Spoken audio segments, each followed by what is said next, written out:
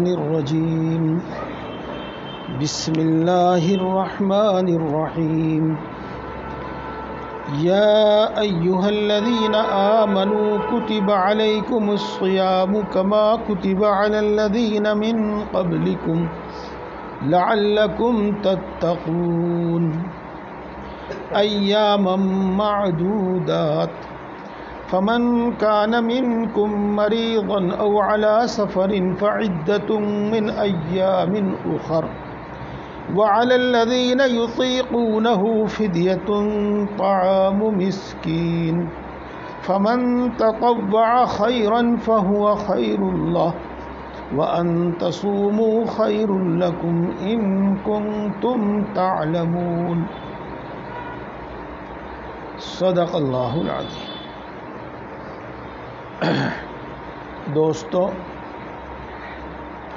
آنے والے منگل میں اور نہیں تو آنے والے بدھ میں انشاءاللہ العزیز روزہ ہوگا، رمضان المبارک شروع ہو جائے گا۔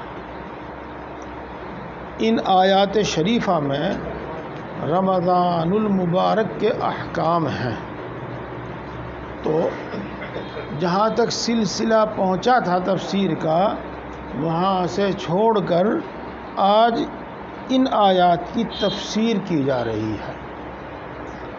چونکہ یہ سلسلہ انشاءاللہ العزیز رمضان کے بعد پھر شروع ہوگا، رمضان میں موقوف رہے گا، اور یہاں پر کئی آیتوں میں رمضان سے متعلق احکام بیان کیے گئے ہیں، سب کی تفسیر ہو نہیں سکتی، اس لیے میں ایک آیت کی تفسیر کروں گا اور اگلی آیتوں کا حاصل اور خلاصہ آپ کے سامنے بیان کروں۔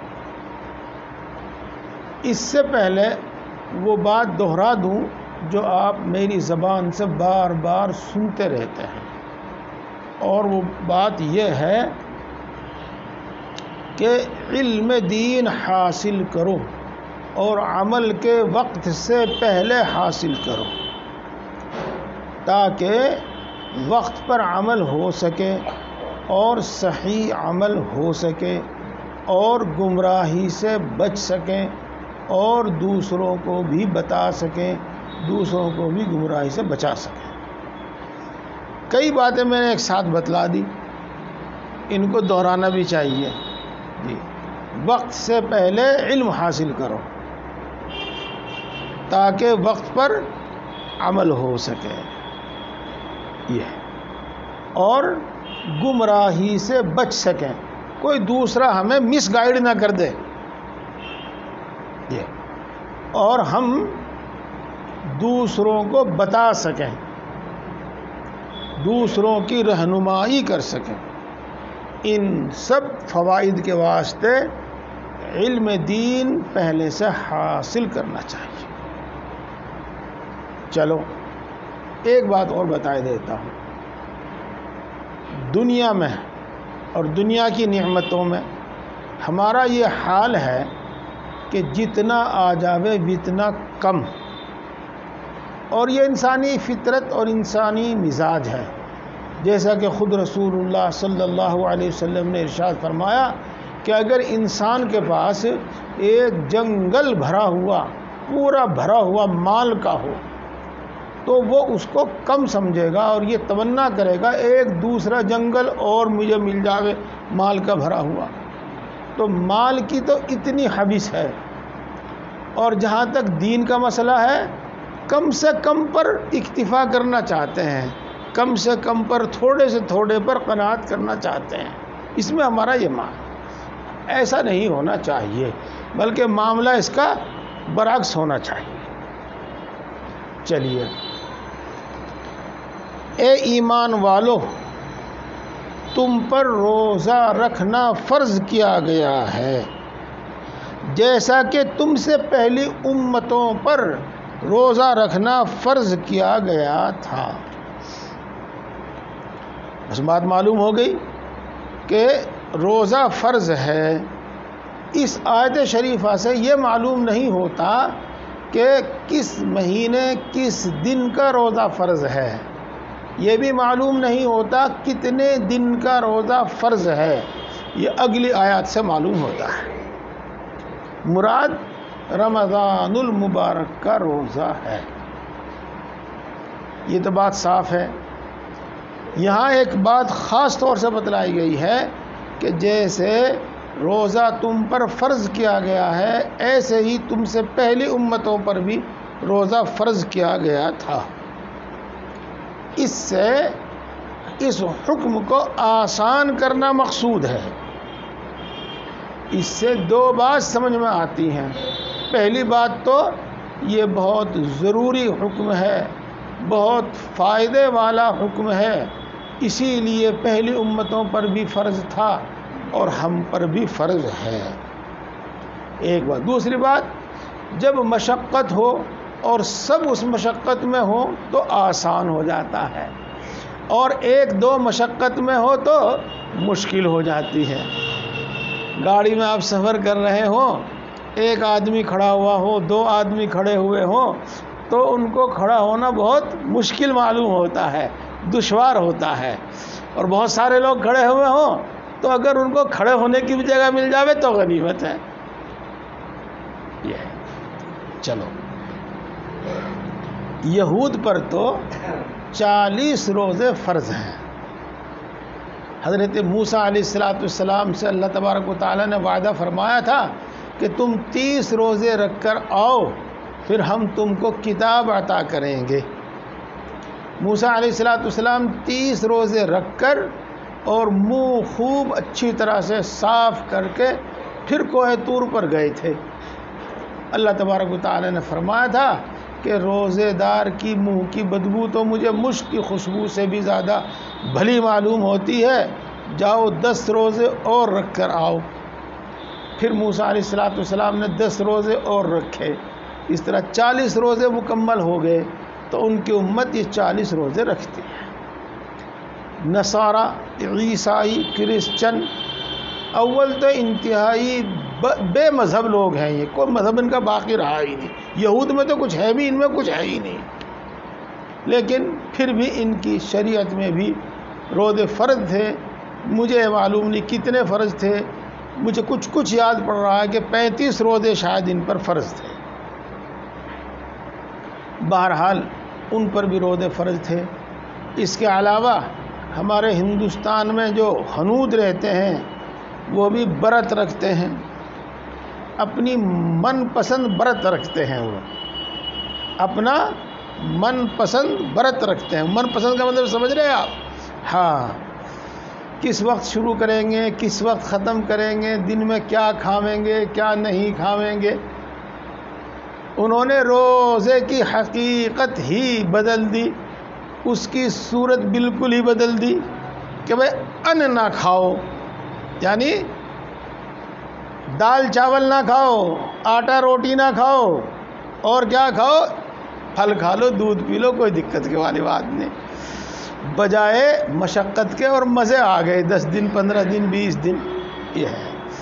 یہ ہے وہ جو نفسانیت کی بنا پر احکام شریعت میں تبدیلیاں کر دی گئی ہیں، یہ اسی کی مثال ہے۔ خیر، اگلا حکم سنیے۔ اب روزے رکھوانے سے مقصود یہ ہے تاکہ تم متقی اور پرہیزگار بن جاؤ۔ پہلی آیت تو میں نے جلدی سے ہی آپ کو سمجھا دی اور آپ سمجھ بھی گئے، لیکن اس میں آپ کو 3 باتیں سمجھنی ہیں۔ پہلی بات، تقویٰ کسے کہتے ہیں، پرہیزگار انسان کسے کہتے ہیں، ایک بات تو یہ سمجھنی۔ پھر دوسری بات، رمضان المبارک میں متقی اور پرہیزگار بن جاتے ہیں تو اس کا مطلب کیا ہے، اور تیسرے یہ کہ رمضان المبارک میں یوں تو اللہ تبارک و تعالیٰ نے روزے کی خاصیت رکھی کہ اس سے آدمی پرہیزگار بن جاتا ہے، لیکن پھر بھی اس کی وجہ کیا ہے، اس کا ظاہری سبب کیا ہے، یہ 3 باتیں میں آپ کو سمجھاؤں گا۔ دیکھو، تقویٰ کے معنی ہے بچنا، اور یہاں مراد ہوتا ہے اللہ کی نافرمانی سے بچنا، اور نافرمانی ہوتی ہے دو طریقے سے۔ نمبر ایک، جس کام کا حکم دیا گیا ہے اس کو نہ کرے، مثلا نماز پڑھنے کا حکم دیا گیا، نماز نہ پڑھے تو نافرمانی ہو گئی۔ روزہ رکھنے کا، زکوٰۃ ادا کرنے کا، حج کرنے کا، حلال کھانے کا حکم دیا گیا اور وہ ایسا نہ کرے تو نافرمانی ہو گئی۔ اور دوسری نافرمانی اس طرح ہوتی ہے کہ جن کاموں سے روکا گیا ہے ان کو کر بیٹھے۔ مثال کے طور پر شراب پینے سے منع کیا گیا اور وہ یہ پی لے، زناکاری بدکاری سے منع کیا گیا ہے اور کوئی شخص یہ کام کرے، قتل سے منع کیا گیا ہے وہ کسی کو قتل کر دے، جوا سٹا اسی طریقے کی اور بہت ساری جو حرام آمدنیاں ہیں ان سے منع کیا گیا ہے اور وہ ان کو کرنے لگے، تو اس کو کہتے ہیں نافرمانی۔ اب تقوی کا مطلب یہ ہوتا ہے اللہ رب العزت مسلمانوں کے اندر یہ صفت پیدا کرنا چاہتا ہے کہ جن کاموں کا حکم دیا گیا ہے کرنے کا تو وہ اس کو کرے، اور جن کاموں سے روکا گیا ہے وہ ان سے رکے۔ اس کے اندر ایک ایسی صلاحیت پیدا ہو جاوے، اس کی یہ عادت بن جاوے، اس کا یہ مزاج بن جاوے کہ جن کاموں کے کرنے کا حکم دیا گیا ہے ان کو کرے اور جن کاموں سے روکا گیا ہے ان سے رکنے لگے۔ یہ مطلب ہوتا ہے تقوی کا یہ۔ اور روزہ رکھنے سے آدمی متقی اور پرہیزگار بن جاتا ہے۔ یہ اگر کوئی شخص اس پر شبہ کرے کہ بھائی رمضان میں روزے رکھتے رکھتے نافرمانی کر رہے ہیں اور رمضان گزرنے کے بعد عید میں بھی بہت ساری نافرمانیاں ہوتی ہیں اور عید کے بعد پھر عام طور سے آدمی اپنی رمضان سے پہلے والی حالت پہ ہی آ جاتا ہے، تو متقی اور پرہیزگار تو بنا نہیں، ہاں پورے مہینے کے روزے اس نے رکھ لیے۔ یہ جب اللہ فرماتے ہیں کہ روزہ رکھنے کی خاصیت یہ ہے کہ آدمی متقی اور پرہیزگار بن جاتا ہے، تو پھر یہ صورت نہیں ہونی چاہیے بظاہر۔ ہاں تو ہم نے متقی اور پرہیزگار بننے کا مطلب صحیح نہیں سمجھا، میں اس کو بہت آسانی سے آپ کو سمجھا دوں۔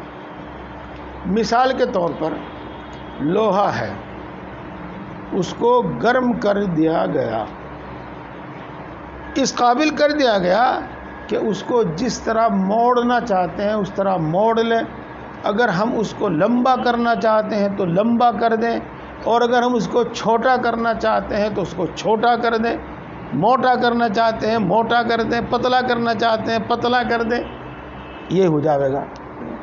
تو دراصل روزہ رکھنے سے تقوی کی صفت انسان کے اندر پیدا ہوتی ہے، یعنی اگر وہ متقی بننا چاہے، پرہیزگار بننا چاہے تو بہت آسانی سے متقی اور پرہیزگار بن سکتا ہے۔ یہ بہت آسانی سے متقی اور پرہیزگار بن سکتا ہے۔ یہ ہے یہاں اتنی بات اور سمجھ لو تو آسانی سے بات سمجھ میں آ جاوے گی کہ اللہ رب العزت نے اپنے احکام کو پورا کرنے کے واسطے کوئی پولیس کوئی فوج مسلط نہیں کی۔ اگر تم ہیلمٹ نہیں لگاؤ گے تو یہ جرمانہ ہو جاوے گا، اگر تم ماسک نہیں لگاؤ گے تو یہ جرمانہ ہو جاوے گا، ڈنڈا پڑے گا، ایسی کوئی فوج اللہ تبارک و تعالیٰ نے متعین نہیں کی ہے اپنے احکام کو پورا کرنے کے واسطے، بلکہ انسان کو صلاحیت دے کر با اختیار بنایا ہے، اگر تو چاہے تو کرے اور نہ چاہے تو نہ کرے۔ دنیا میں بدلہ نہیں ہے، اعمال کا بدلہ تو آخرت میں ہے۔ ہاں کبھی کبھی دنیا میں اعمال کا بدلہ بھی ہو جاتا ہے، ورنہ دراصل یہ تو ہمت افزائی ہے اور بہت سارے مقاصد ہیں جو میں اب نہیں بیان کرنا چاہتا۔ تو تقوی کی صفت پیدا ہو گئی، ایسا نہیں کہ ہم متقی بننے پر مجبور ہو جائیں گے، ہاں تقوی کی صفت ہمارے اندر پیدا ہو گئی، اگر ہم اس کو اپنے اختیار سے ادنا اختیار سے اس پر عمل کرنا چاہیں تو بہت آسانی سے عمل ہو جائے گا، آسانی سے اب لوہا جس طرح چاہے اس طرح موڑ دیا جائے گا۔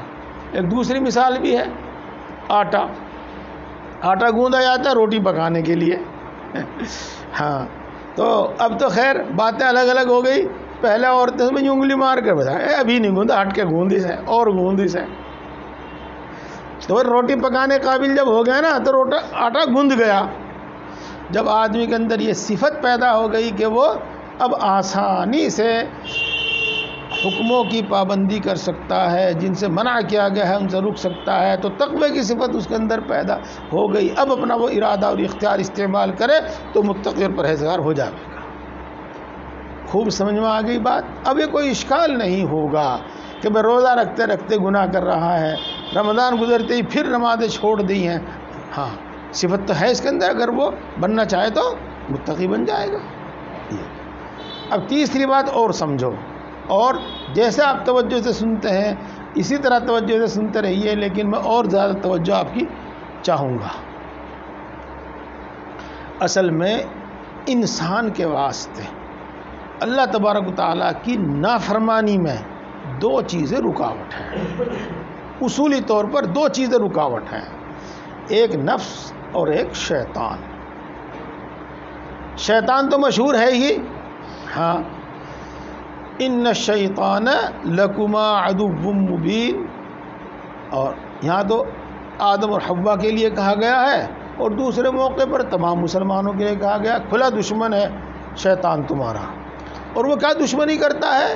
وہ دشمنی ہم سے یہی دشمنی کرتا ہے کہ اللہ کی نافرمانی پر ابھارتا ہے، بڑے زور لگاتا ہے، ہر طرح سے ہم کو اکساتا ہے، بس وہاں تک ہمیں پہنچا دیتا ہے جہاں تک پہنچنے کے بعد پھر گناہ آدمی واپس نہیں آتا، پھر گناہ میں اور نافرمانی میں مبتلا ہو ہی جاتا ہے۔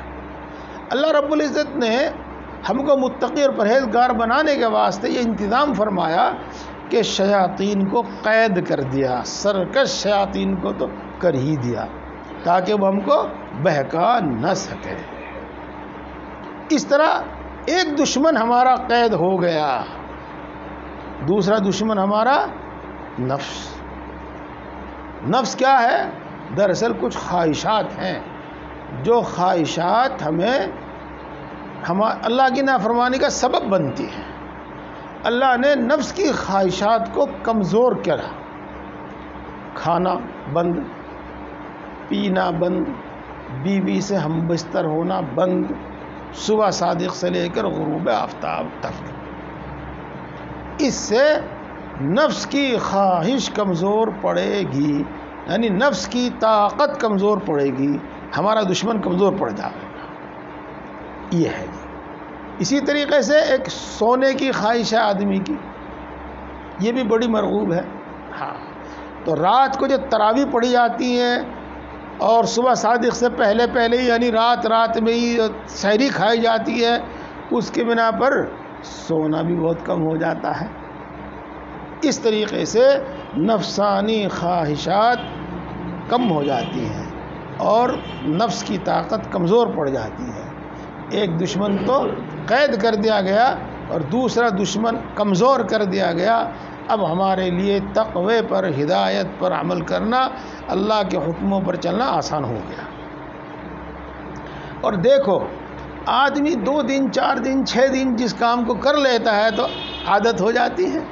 جب مسلسل آدمی 30 دن تک، 1 مہینے تک مسلسل 30 دن تک ان کے شر سے بچا رہے اور آدمی اللہ کی فرما برداری میں لگا رہے تو اس کی ٹریننگ ہو گئی، اس کے لیے آسان ہو گیا۔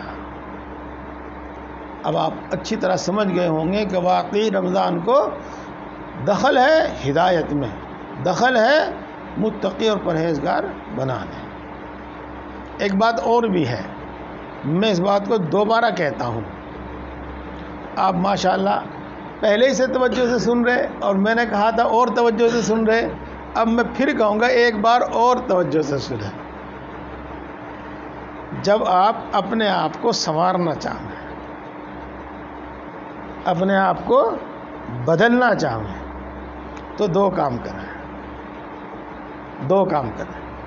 نمبر 1، اس اپنے اوپر کچھ نوافل کا بوجھ ڈالیں، چاہے وہ تلاوت قرآن پاک ہو، ذکر ہو، نوافل ہو، نفل عبادتوں کا کچھ بوجھ آدمی اپنے اوپر ڈالے، اور کھانا پینا، سونا اور لوگوں سے ملنا جلنا، یہ جو بڑی بڑی خواہشات ہیں، زیادہ بولنا، ان کو کم کر دیں۔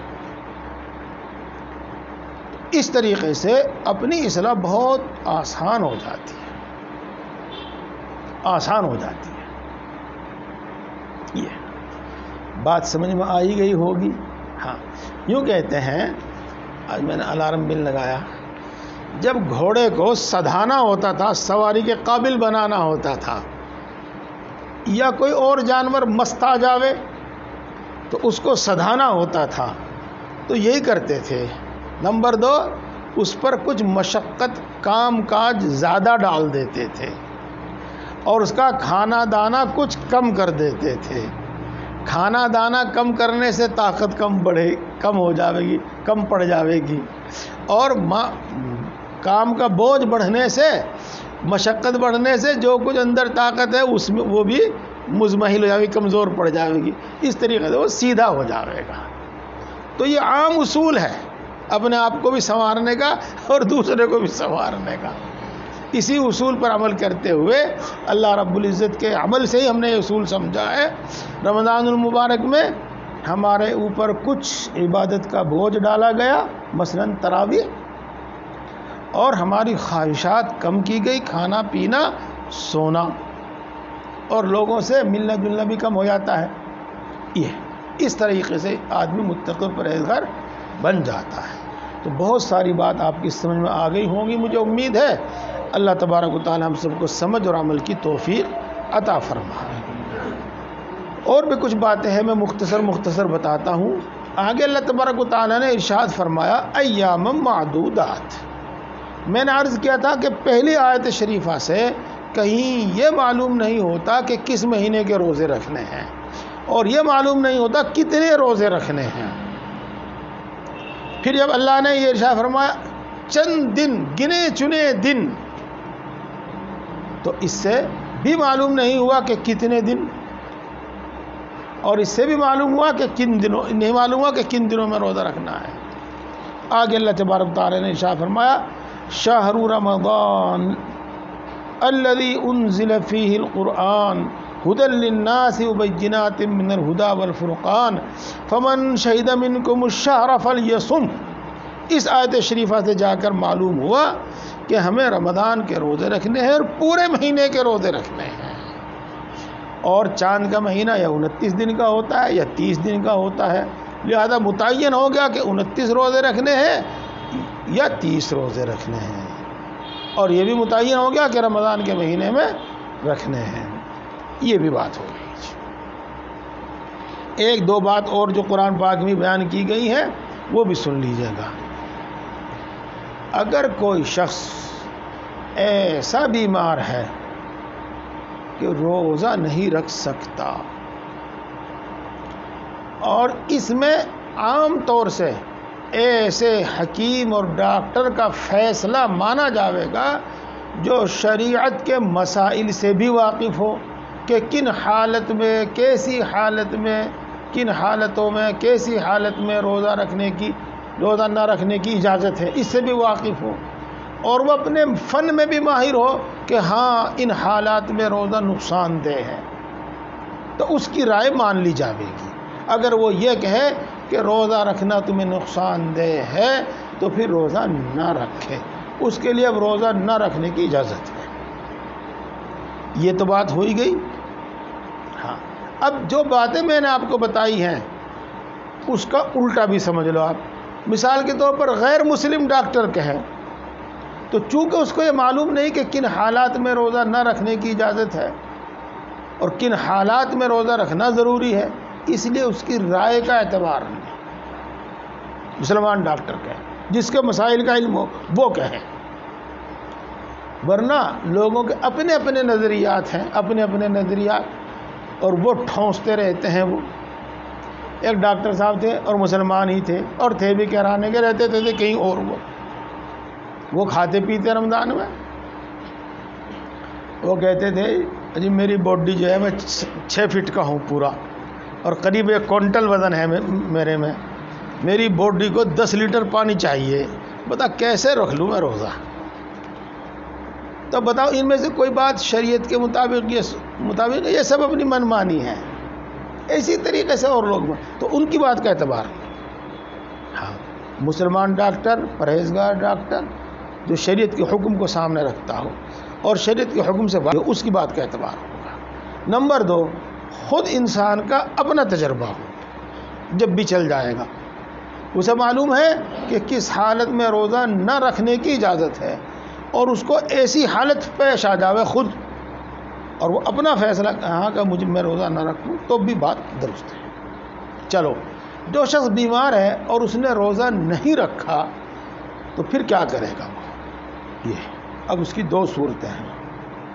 نمبر 1, اگر اسے یہ امید ہے کہ یہ بیماری عارضی ہے تو کوئی بات نہیں, رمضان المبارک گزرنے کے بعد جب وہ صحیح ہو جاوے, اچھا ہو جاوے, تو ان دنوں میں ان کی قضا کر لیں.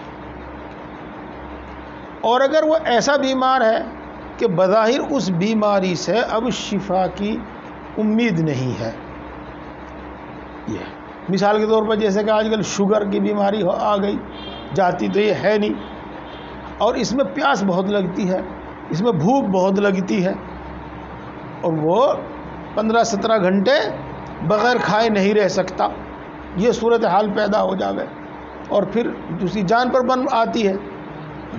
تو اگر وہ شخص روزہ نہ رکھے اور وہ ساتھ ہر روزے کا فدیہ ادا کرتا رہے. فدیہ کیا ہے؟ 1 صدقہ فطر کے برابر. یہ صورت ہے. صدقہ فطر کی مقدار آپ جانتے ہی ہیں. یا کوئی اور بیمار ہے, اس نے روزہ نہیں رکھا, وہ فدیہ ادا کر دے, ٹھیک. اور بالفرض چاہے وہ شوگر کا بیمار ہو یا کوئی اور بیمار ہو, اگر وہ فدیہ ادا کرنے کے باوجود پھر صحت مند ہو گیا اور اس قابل ہو گیا کہ وہ روزہ رکھ سکتا ہے, تو پھر روزے رکھنے پڑیں گے, پھر بھی روزے رکھنے پڑیں گے. یہ مسئلہ. اسی طریقے سے اگر کوئی شخص شرعی سفر میں ہے, 77 کلومیٹر کے سفر میں ہے, تو اس کو اجازت ہے کہ وہ روزہ نہ رکھے اور گھر پر آ کر روزہ رکھ لے. ظاہر بات ہے کہ اگر وہ رمضان ہی میں واپس آ گیا تو باقی دنوں کے روزے رکھے گا وہ, لیکن جتنے سفر میں چھوٹے ہیں وہ رمضان کے بعد قضا کر لے گا. یہ ہے. ایک صورت اسی طرح کی اور ہے, بہت بوڑھا ہو گیا, اب اس میں اتنی ہمت نہیں کہ وہ روزہ رکھ سکے.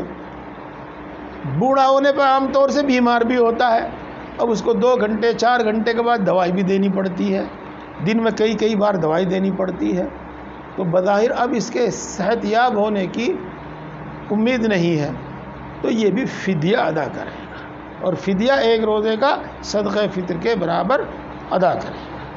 یہ ہے. ایک بات اور بتا دوں بس, اللہ نے سفر کے اور مرض کے احکام بیان کرنے کے بعد یہ ارشاد فرمایا, یرید اللہ بکم اليسر ولا یرید بکم العسر. اللہ تم پر آسانی کرنا چاہتا ہے, اللہ رب العزت تم پر مشقت ڈالنا نہیں چاہتا, تم پر دشواری کرنا نہیں چاہتا.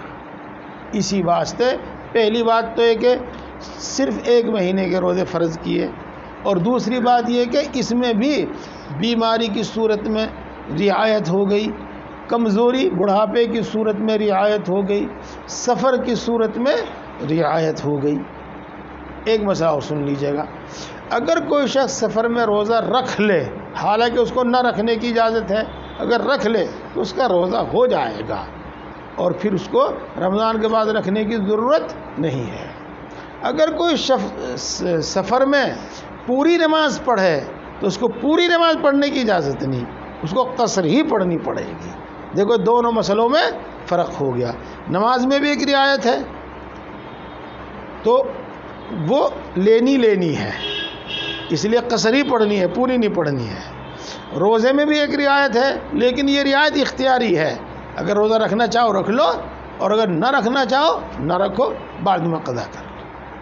اللہ تبارک و تعالی ہم سب کو سمجھ اور عمل کی توفیق عطا فرمائے۔